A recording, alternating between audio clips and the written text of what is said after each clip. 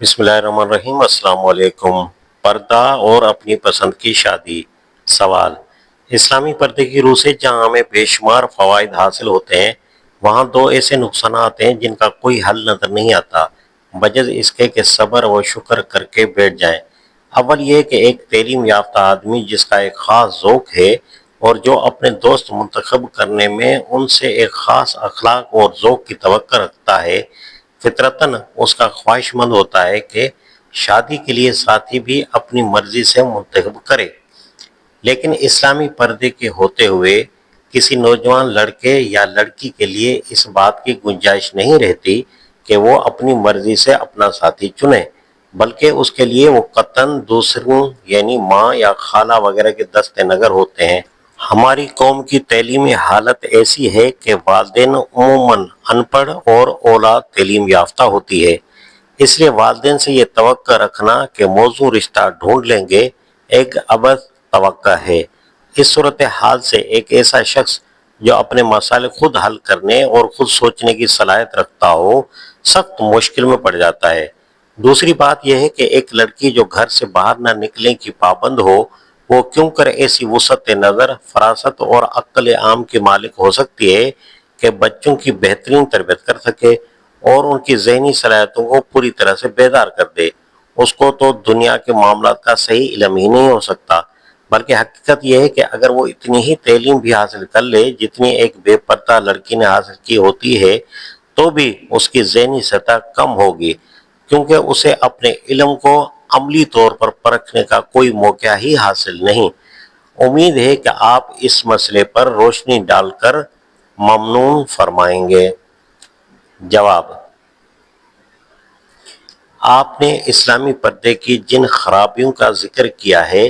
اولاً تو وہ ایسی خرابیاں نہیں ہیں کہ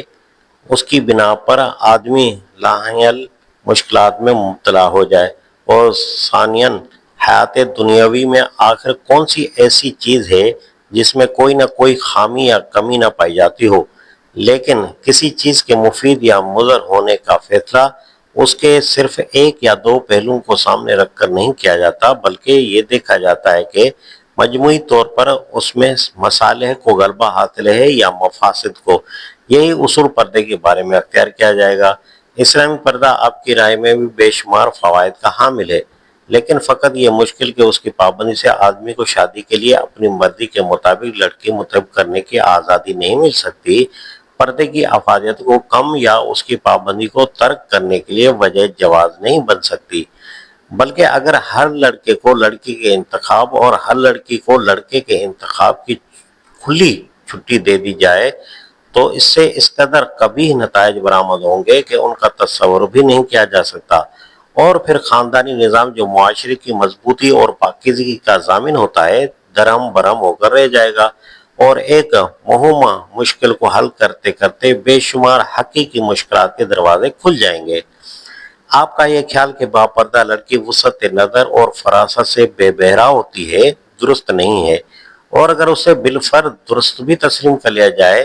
تو اس میں پردے کا کوئی قصور نہیں ہے۔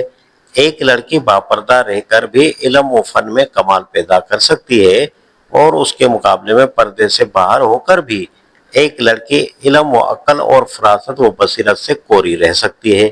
البتہ بے پردہ لڑکیوں کو یہ فوقیت ضرور ہوگی کہ وہ معلومات کے لحاظ سے چاہے وسیع النظر نہ ہو، لیکن تعلقات کے لحاظ سے اس کی نگاہیں ضرور پھیل جائیں گی۔ ایسی حالت میں اگر موزوں ترین رفیق حیات کی تلاش میں کامیابی ہو بھی جائے، تبھی جو نگاہیں وسعت کی عادی ہو چکی ہوں